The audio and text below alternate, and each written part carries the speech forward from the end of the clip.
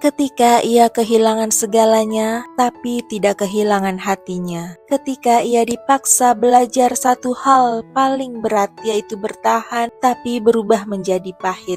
Bagaimana kisahnya? Inilah dongeng rakyat yang melegenda, yaitu Bawang Putih, Bawang Merah.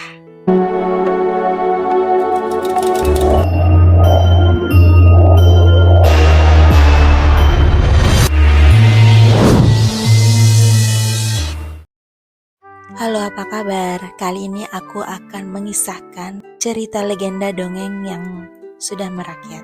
Langsung saja kita mulai. Bawang Putih, Bawang Merah. Di sebuah desa sunyi yang dipeluk kabut pagi dan desir angin sawah, hidup seorang gadis berhati bening namanya Bawang Putih. Wajahnya teduh, langkahnya ringan, dan tangannya tak pernah berhenti bekerja. Namun hidupnya tak seindah namanya. Ibunya telah lama pergi, meninggalkan ruang kosong yang tak pernah benar-benar terisi. Ayahnya mencoba tegar, tapi rumah tanpa ibu adalah langit tanpa matahari. Saat rumah masih penuh dengan kehangatan. Dahulu, sebelum sunyi menjadi kebiasaan, rumah Bawang Putih adalah tempat tawa pulang setiap sore. Ibunya bangun paling pagi, tangannya wangi beras dan kayu bakar.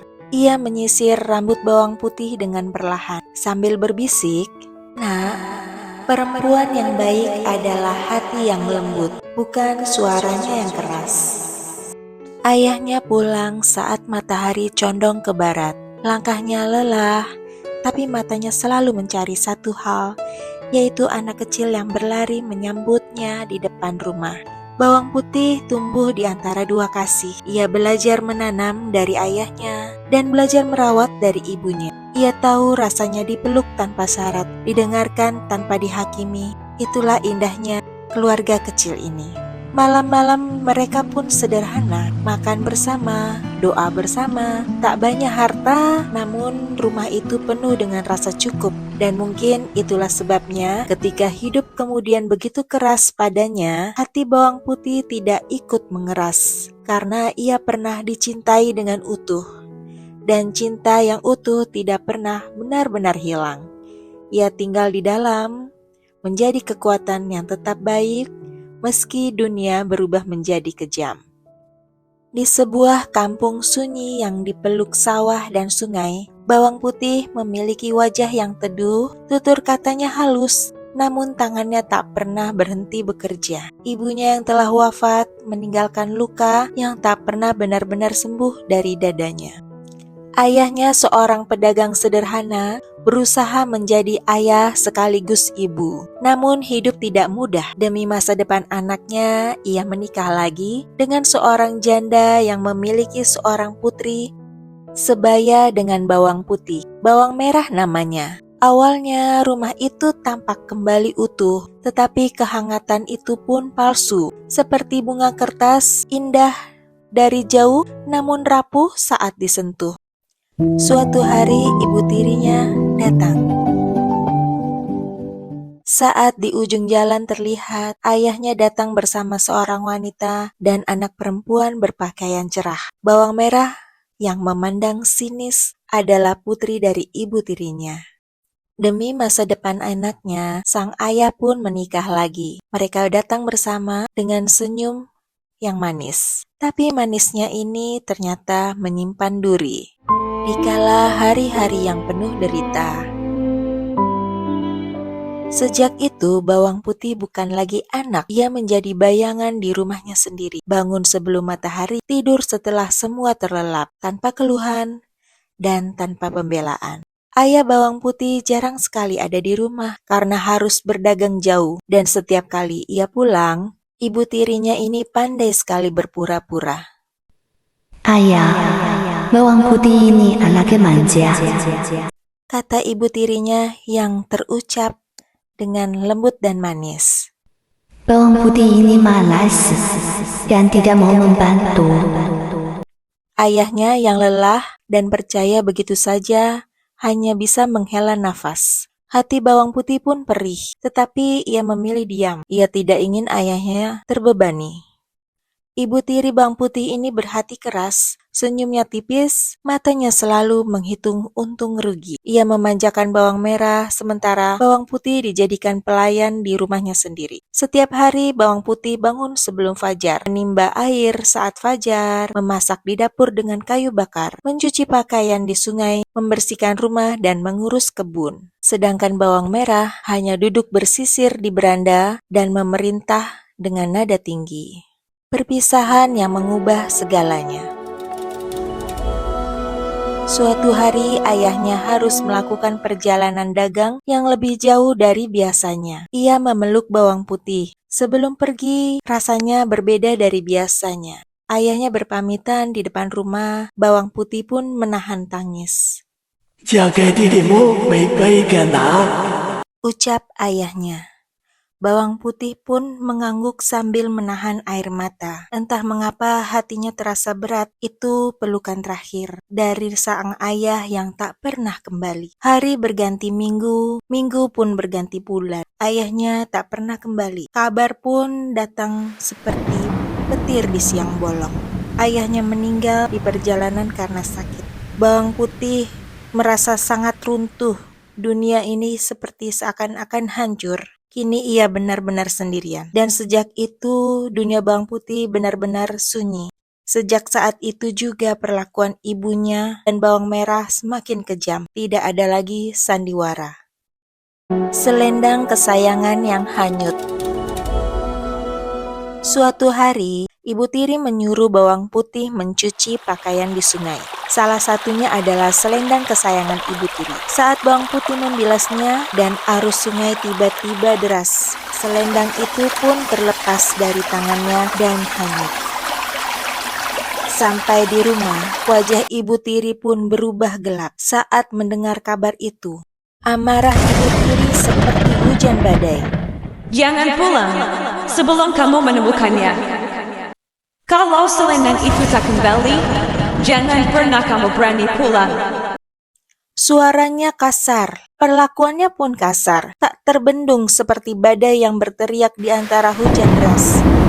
Bawang putih hanya bisa menangis, menahan emosi yang dilimpahkan saat itu oleh ibu tirinya. Kemudian bawang putih beranjak pergi meninggalkan rumah sambil membawa keranjang anyaman bambu untuk mencari selendang itu.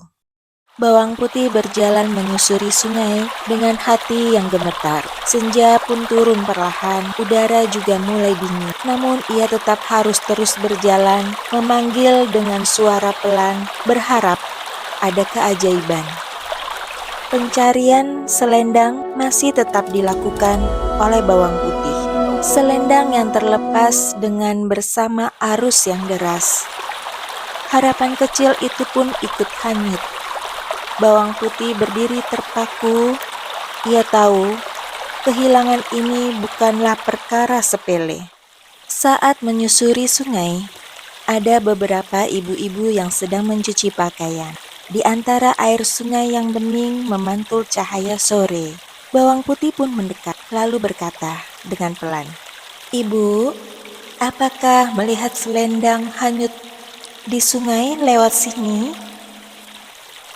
Ibu-ibu pun hanya menggeleng, tak satu pun mata yang melihat. Sungai terlalu cepat dan waktu tak pernah menunggu.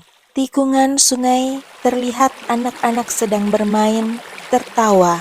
Lalu bawang putih juga mendekat ke anak-anak dan bertanya, apakah melihat selendang yang berwarna cerah? Namun sayang sekali anak-anak pun berkata tidak. Tawa mereka pun tetap berjalan karena mereka masih sedang bermain. Sementara hati bawang putih mulai tertinggal di belakang.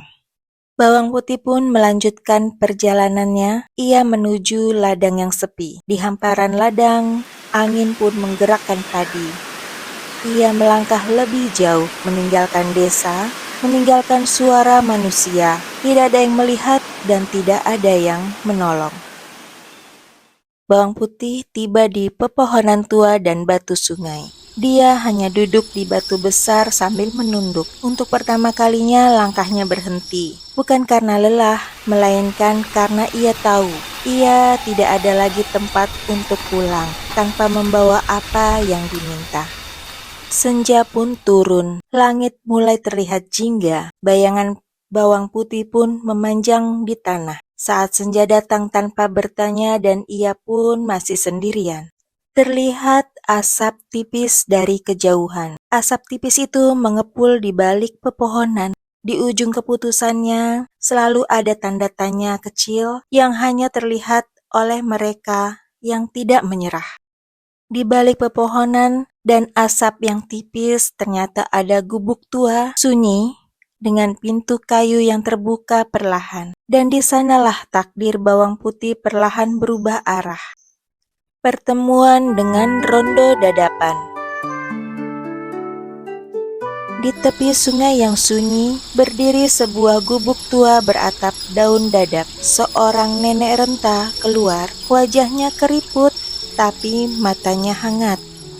Nenek tua pun bertanya kepada bawang putih. Lalu dengan sopannya bawang putih pun menjelaskan semuanya, mulai dari selendang itu hilang, hingga dia menyusuri aliran sungai dan perladangan. Namun sayangnya hingga saat ini belum ditemukan. Dan ternyata nenek pun menjawab bahwa selendang itu ada padanya. Dia sudah tua, namun dia minta satu syarat, yaitu ingin dibantu semalam saja. Tanpa ragu, bawang putih pun siap membantu nenek. Ia menimba air untuk nenek, memasak nasi, menyapu halaman, juga menemani nenek berbincang dengan lembut. Ia lakukan itu semuanya bukan demi imbalan, tetapi karena ia iba. Keesokan harinya, sebelum pulang, nenek yang dikenal sebagai rondo dadapan ini memberikan 2 labu, meminta bawang putih untuk mengambil dan memilih salah satunya. Di situ ada yang besar dan ada yang kecil ukurannya. Bawang putih pun memilih yang kecil karena ia tidak ingin serakah. Hadiah dari kebaikan.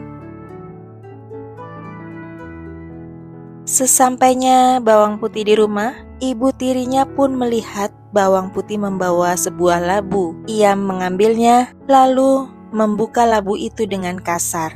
Dari dalamnya keluarlah emas, permata, dan perhiasan yang berkilau. Mata ibu tirinya membesar, bawang merah pun menjerit kegirangan. Namun bukan rasa syukur yang muncul, melainkan keserakahan. Keserakahan yang membinasakan. Keesokan harinya, bawang merah pun sengaja menghanyutkan selendangnya dan pergi ke gubuk rondo dadapan. Tapi saat bertemu dengan rondo dadapan, sikapnya sangat jauh berbeda dengan bawang putih. Perlakuannya dengan menjawab ketus. Kemudian dia mengeluh saat diminta untuk membantu, dan bekerjanya pun asal-asalan. Namun, saat pulang, rondo dadapan pun tetap memberinya 2 labu dan memintanya untuk memilih. Bawang merah pun mengambil yang paling besar karena membayangkan harta yang berlimpah. Setibanya bawang merah di rumah, bawang merah dan ibu tirinya buru-buru sekali ingin membuka labu yang besar itu. Setelah dipecahkan, yang terlihat dan keluar adalah ular, kalajengking, dan hewan-hewan yang berbisa. Rumahnya menjadi kacau. Ibu tiri dan bawang merah pun lari dan menjerit ketakutan. Sejak saat itu, hidup mereka pun tidak pernah tenang. Akhir yang membawa keadilan. Kebaikan bawang putih ini akhirnya dikenal oleh banyak orang di daerah kampung itu. Harta yang ia dapat digunakan untuk membantu kepada sesama. Kemudian lambat laun, cerita ini pun sampai ke seorang pemuda bangsawan yang mendengar kisahnya dan akhirnya datang untuk melamar. Bawang putih pun menerima lamarannya bukan karena harta, tapi karena melihat dari ketulusan hati. Ia pergi dari rumah itu dengan tenang tanpa dendam. Sementara ibu tiri dan bawang merah hidup dengan penyesalan, dijauhi oleh orang-orang karena perangaiannya yang buruk dan mereka sering berkelakuan tidak baik. Makna dari kisah ini: